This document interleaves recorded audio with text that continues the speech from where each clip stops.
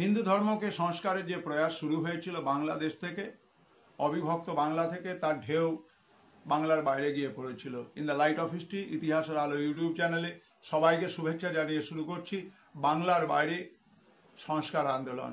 এবং বাংলার বাইরে সংস্কার আন্দোলন আলোচনা করতে গিয়ে মহারাষ্ট্রের প্রার্থনা সমাজ 1867 সাল, পাঞ্জাবের আর্য সমাজ 1875 সাল, থিওসফিক্যাল সোসাইটি 1886 সাল, আত্মারাম পাণ্ডুরঙ্গ, দয়ানন্দ সরস্বতী, মাদাম ব্লাভাটস্কি এবং কর্নেল অলকটের অবদান আমরা অবশ্যই স্মরণ করি।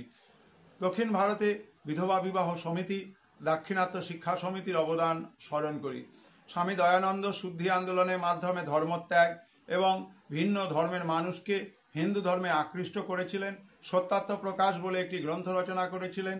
থিওসফিক্যাল সোসাইটির অন্যতম সদস্য ছিলেন এনি বেসান্ত। তারা প্রাচীন ধর্মগুলির পুনরুত্থানের পক্ষপাতী ছিলেন। এদের হাত দিয়েই বারাণসী হিন্দু বিশ্ববিদ্যালয় তৈরি হয়।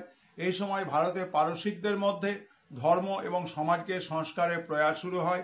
মহারাষ্ট্রের জ্যোতিরাও ফুলে, কেরালায় নারায়ণ গুরু, দক্ষিণ ভারতের বিরসালিঙ্গম পান্তলু, যাকে আমরা দক্ষিণ ভারতের বিদ্যাসাগর বলে অভিহিত করি।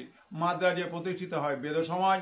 প্রার্থনা সমাজ একেশ্বরবাদ এবং আস্তিক্যবাদ প্রচার করেছিল।